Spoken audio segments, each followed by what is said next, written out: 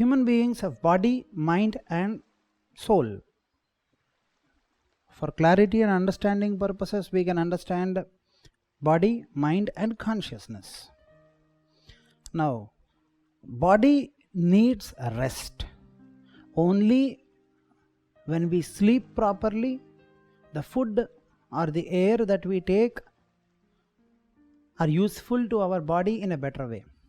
Every human body grows in the stage of growing years.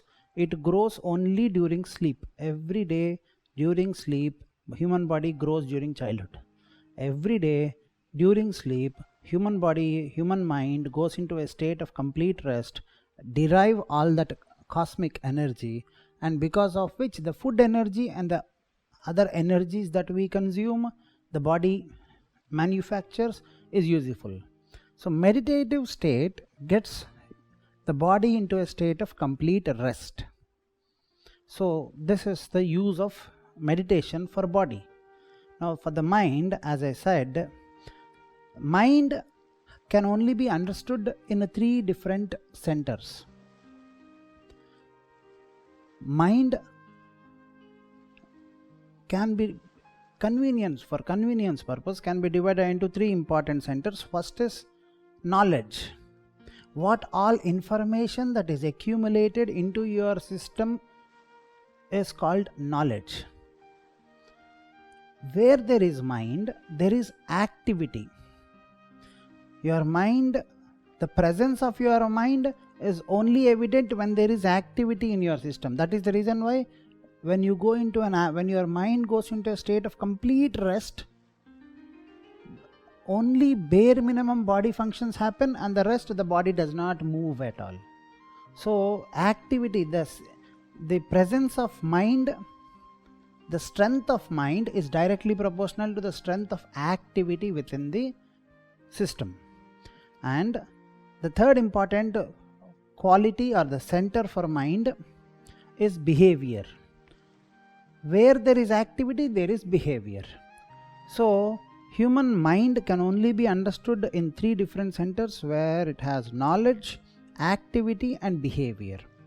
The behavior is continuously guided by activity, but activity is not guided by any other thing, because activity is all objective in nature. So when I say knowledge, KNOWLEDGE, ledge, the ledge of your knowing is knowledge. Every human mind is like a huge or a vast library having full of information, but we do not fully act out of our information that we have.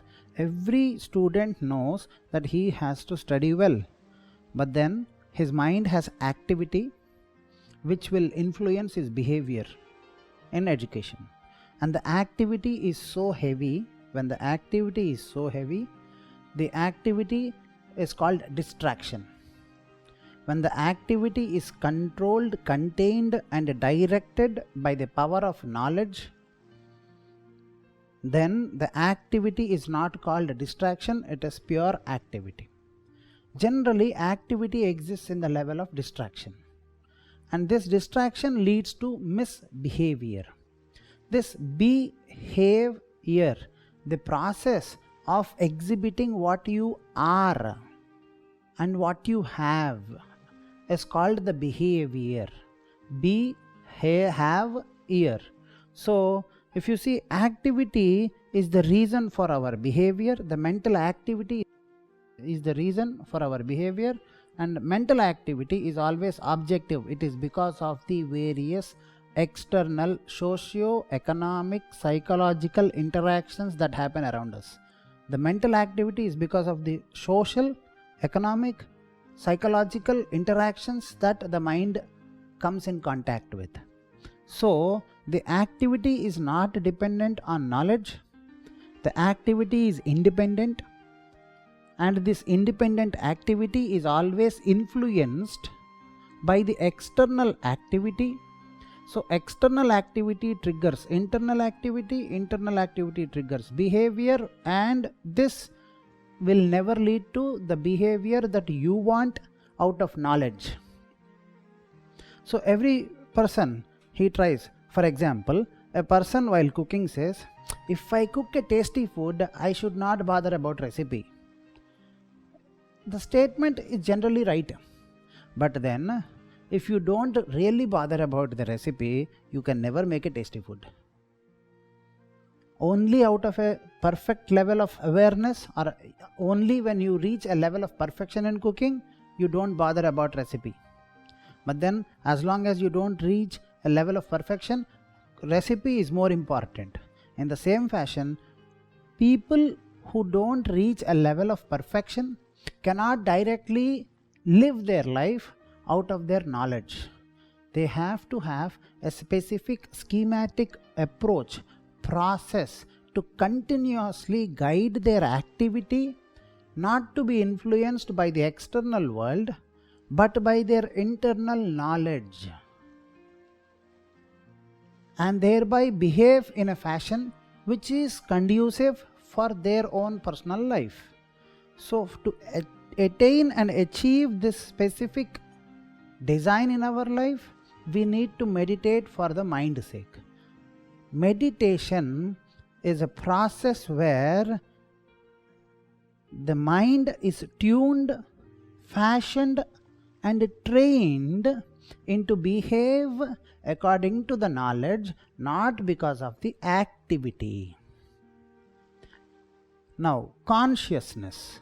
Why for consciousness, how meditation can help? If you take a room and if I want to fill it with light, I take a candle and I lit a candle. The candle has wax and a wick in it. I take an external matchstick which does not have anything other than a wood and phosphorus powder. Now I ignite it. I take, because of the candle there is light in the room and it's a noble purpose. But what if you see, after 10 minutes or some time when the candle is burnt, it creates a black soot. And if I, in the chimney, because there is light, there is black soot in it.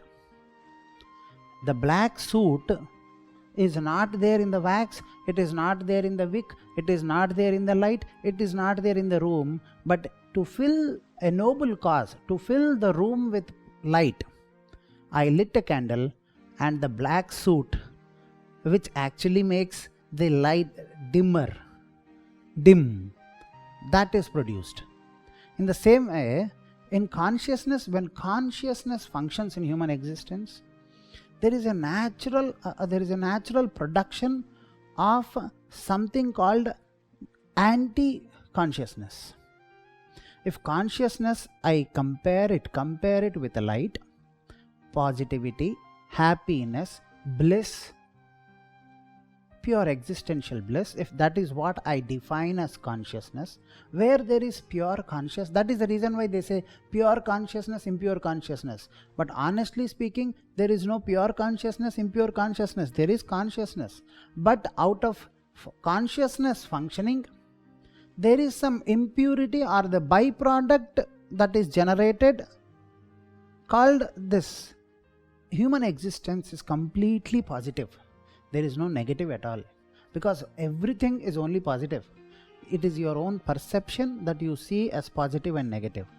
So when you function for a positive purpose, there is a byproduct production of negative. When I want to produce light, there is a byproduct that I produce black soot. In the same fashion, consciousness over a period of time in its functioning produces a byproduct. It is our responsibility to clean the chimney daily so that we have the bright light. Same way, it is our responsibility to continuously cleanse our own consciousness and maintain it the way it is. So, for consciousness, meditation maintains the consciousness the way we are. For mind, it aligns the behavior according to the knowledge using the activity.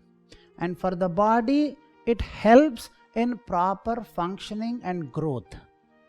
So meditation is actually beneficial for the body, mind and consciousness of human existence. Meditation should not be confused as a process in its own self. Meditation is a process of better existence of body, mind and consciousness. So it is not a separate thing that you do. It should be an integral part in maintaining your body, mind and consciousness, so that you have proper, better functioning in your life.